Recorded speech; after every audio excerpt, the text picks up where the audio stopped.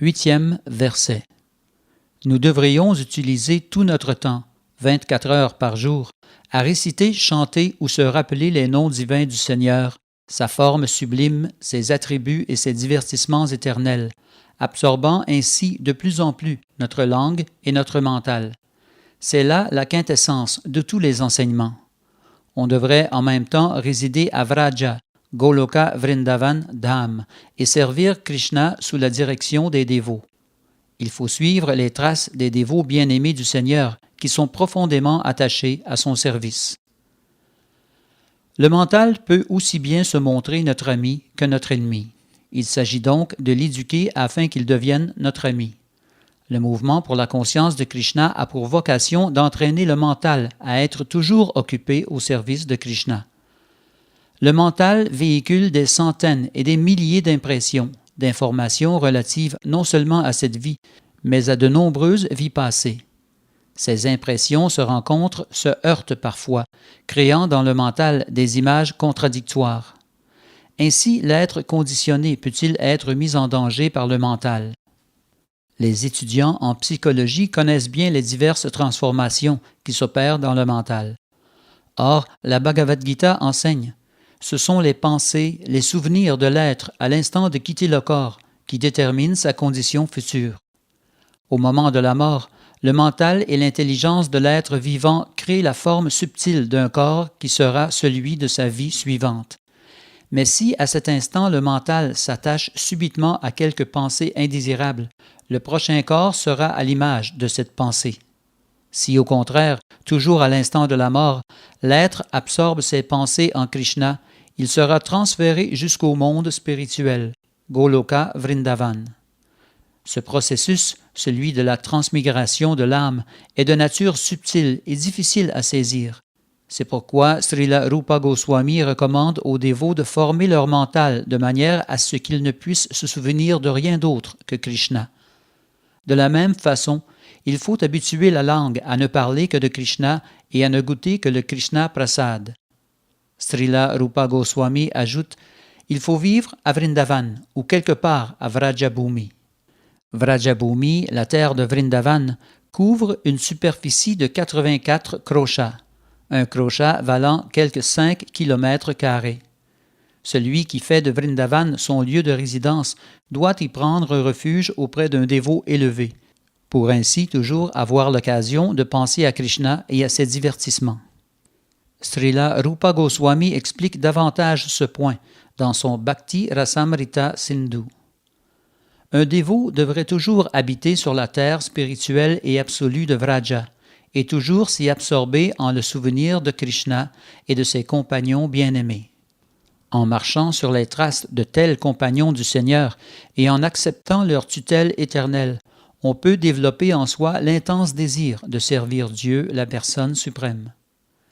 Srila Rupa Goswami poursuit: et en cette terre spirituelle et absolue de Vraja, Vrajadham, il faut, animé d'un sentiment semblable à celui de ses compagnons, servir Sri Krishna, le Seigneur suprême. Il faut en outre se placer sous la conduite directe d'un des compagnons personnels de Krishna et marcher sur ses traces. Cette méditation est appropriée aussi bien au stade de la sadhana, les pratiques spirituelles accomplies à l'état conditionné, qu'à celui de la sadhya, la réalisation de Dieu, où l'on devient un siddha purusha, une âme établie dans la perfection spirituelle. Srila Bhaktisiddhanta Sarasvati Thakur a écrit sur ce verset le commentaire suivant: celui qui n'a pas encore développé d'intérêt pour la conscience de Krishna devrait d'abord renoncer à toute motivation matérielle et former son mental en suivant les principes régulateurs qui permettent de progresser, tels que le chant et le souvenir de Krishna, son nom, sa forme, ses attributs, ses divertissements, etc.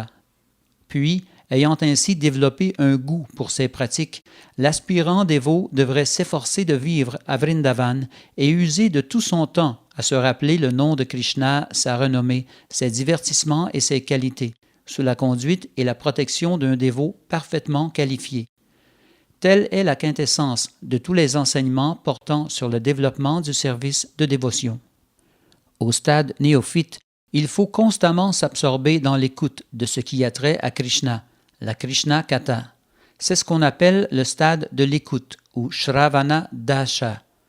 En entendant de façon constante les saints noms de Krishna et en écoutant régulièrement les descriptions de sa forme, ses qualités et ses divertissements, on peut atteindre le stade de l'adhésion ou Varana Dasha, caractérisé par l'attachement aux pratiques d'écoute de la Krishna Katha. Lorsqu'en chantant ces gloires, on éprouve une extase spirituelle, on atteint alors le stade du souvenir du Seigneur ou Smarana Vasta. Le souvenir de Krishna ou Krishna Smarana s'intensifie alors en 5 étapes graduelles. D'abord vient la simple réminiscence, puis l'absorption, la méditation, le souvenir constant et enfin l'extase. Il est possible qu'au commencement, le souvenir de Krishna s'interrompe par intervalles, mais il finit par être continu. Alors il se concentre et prend le nom de méditation. Quand cette méditation se développe encore et acquiert elle aussi un caractère constant, on l'appelle Anusmriti. Enfin, quand l'Anusmriti se fait soutenue, imperturbable, elle se transforme en Samadhi, en transe spirituelle. Or, c'est quand le Smarana Dasha ou le Samadhi atteint son plein développement que l'âme peut réaliser sa position originelle constitutionnelle et comprendre parfaitement et en toute clarté la relation éternelle qui l'unit à Krishna. Voilà ce qu'on appelle la perfection de l'existence. Le Sri Chaitanya Charitamrita conseille aux dévots néophytes d'abandonner toute forme de désir intéressé et de se consacrer simplement au service dévotionnel du Seigneur tel que prescrit par les Écritures. Ces bhaktas néophytes pourront ainsi peu à peu développer de l'attachement pour les noms de Krishna, pour sa renommée, sa forme, ses qualités, etc. Lorsque se développe un tel attachement, on peut alors servir les pieds pareils au lotus de Krishna de façon spontanée, sans même suivre les principes régulateurs.